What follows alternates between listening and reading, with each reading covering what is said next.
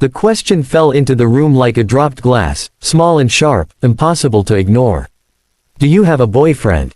the capo asked, his voice casual, almost bored, yet everyone at the long table felt the shift in the air. She stood near the window, city lights threading silver through her dark hair, and answered with a calm that surprised even herself. "Not yet." The words were simple, honest, unguarded. But the capo's fingers paused against his ring, and the faint smile he wore did not reach his eyes. Around them, lieutenants exchanged glances, sensing something dangerous awaken behind his composed facade. He had not expected that answer, not because he assumed she belonged to someone else, but because he had convinced himself she already belonged to him in ways unspoken, unwritten, yet deeply felt. The capo leaned back, studying her as if she were a chessboard he had misread. He had brought her into his world for her intelligence, her calm under pressure, the way she listened more than she spoke. She was not like the others who sought his attention. She never tried to impress him, never flinched when his name was whispered with fear. That independence had drawn him in, quietly, relentlessly. When she said, "Not yet," it cracked something he had sealed shut for years. Jealousy, old and feral, rose from a place he thought power had buried. He imagined invisible rivals, faceless men who might look at her without fear, without knowing who he was. The thought gnawed at him, sharper than any threat from enemies.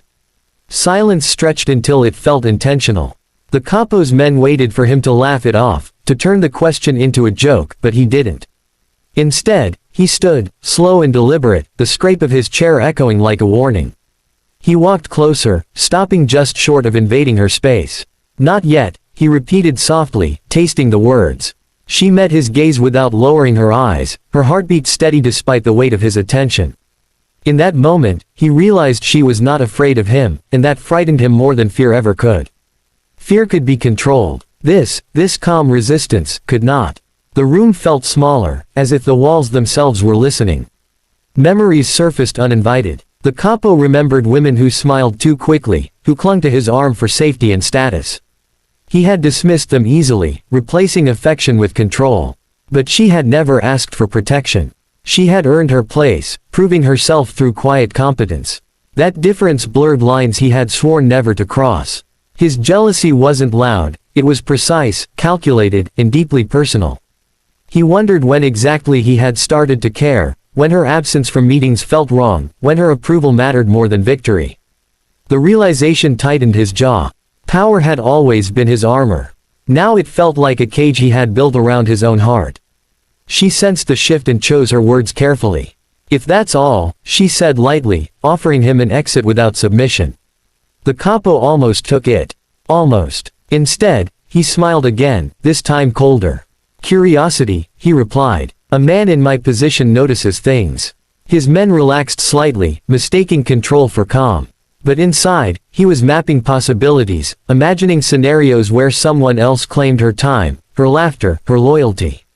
The thought felt like betrayal, though she owed him nothing beyond professionalism. That contradiction fueled his jealousy, turning it inward, where no one else could see it, but where it burned hottest. Later that night, alone in his office, the capo replayed the moment again and again. He poured a drink he didn't touch, staring out at the city he ruled from the shadows. Enemies he understood. Love, if that was what this was, he did not. He told himself it was about control, about protecting assets, about keeping his circle secure. Yet none of those explanations satisfied him. He remembered the steadiness of her voice, the honesty in her eyes. "Not yet" was not an invitation, but it wasn't a barrier either. That ambiguity unsettled him. For the first time in years, he felt uncertain, and uncertainty felt like weakness. The next days were tense, though no one could name why. He watched her more closely, noticing details he had ignored before, the way she paused before speaking, the way she challenged decisions without challenging authority. Others noticed too, and that only sharpened his edge. When one of his captains laughed a little too freely with her, the capo's response was swift and merciless, justified as discipline but fueled by something far less rational. Rumors began to circulate, whispers of the boss's mood turning volatile. She noticed, of course. She always noticed. And she began to wonder if her simple answer had triggered something she hadn't intended. She confronted him privately, choosing honesty over fear. If I crossed a line, she said, tell me. The capo admired her courage even as it tested him. He wanted to deny everything, to reassert distance, but the words caught in his throat. You didn't, he said finally. You reminded me. She frowned, waiting. He didn't elaborate. He couldn't admit that her independence had made him confront a desire he couldn't command. That confession would hand her power he wasn't ready to give. Instead, he returned to business, building walls with paperwork and orders, hoping discipline would smother jealousy. But jealousy is patient. It waits. When news reached him that she had been seen at a cafe with someone unfamiliar, the capo's restraint fractured. He ordered background checks, surveillance, things he told himself were standard security measures. The reports came back harmless. An old friend, a harmless meeting. Relief and shame collided within him. He had crossed a line, even if she never knew. The realization forced him to confront the truth. He didn't want to own her life, he wanted a place in it. That distinction mattered, and it terrified him more than any rival ever had. The capo began to change, subtly at first. He listened more. He intervened less. His men were confused by the restraint, mistaking it for strategy. Only she sensed the shift, the way his gaze softened, the way his questions turned from interrogations into genuine interest. One evening, as they reviewed plans, he paused. That answer you gave me, he said quietly, it stays with you. She looked up, cautious. It was just the truth. He nodded. Truth has consequences. For once, his voice held no threat, only acceptance, and something like respect. In the weeks that followed, tension transformed into something steadier. The capo still struggled with jealousy, but he no longer let it rule him. He learned to sit with the discomfort, to let uncertainty exist without crushing it. She, in turn, allowed herself to see him beyond the title, beyond the violence whispered in his name. They spoke of small things, of books and cities and choices made too early. Nothing was promised. Nothing was claimed. Yet the unspoken understanding between them felt stronger than any contract he had ever enforced. The organization noticed stability returning, unaware of the internal battle that had reshaped its leader. Rivals pressed at the edges, sensing vulnerability, but found none.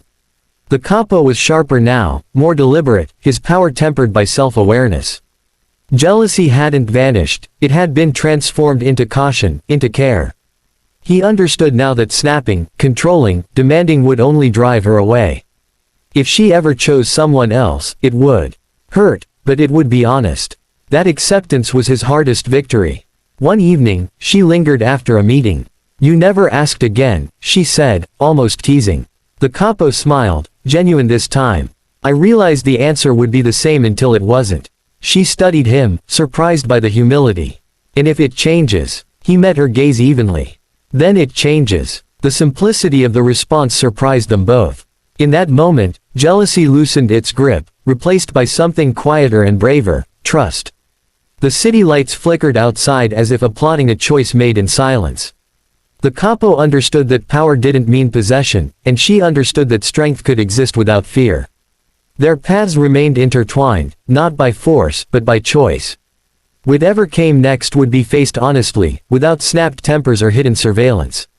The question that had ignited jealousy had also sparked growth, reshaping a man who ruled through fear into one who finally understood restraint. Time passed, measured not in threats neutralized but in conversations shared. The capo found himself less alone, even when alone. She found herself respected, not watched. The balance was fragile, but real. And in the underworld where nothing was ever simple, that honesty became their rarest currency. When enemies eventually tested him again, he responded with clarity, not rage. His men followed with renewed loyalty, sensing the change even if they didn't understand it. She stood beside him, steady as ever, not as a possession, not as a secret, but as an equal presence. The jealousy that once snapped had been mastered, and mastery, he learned, was the truest form of power. Sometimes, late at night, he remembered the moment of the question, the sharp intake of breath, the flare of possessiveness.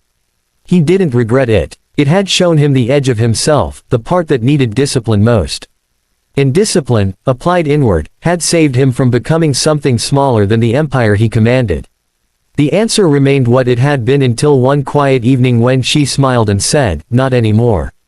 When that day came, the capo didn't snap. He simply nodded, accepting the truth, whatever it was, knowing that jealousy no longer owned him, and that, in his world, was nothing short of revolutionary.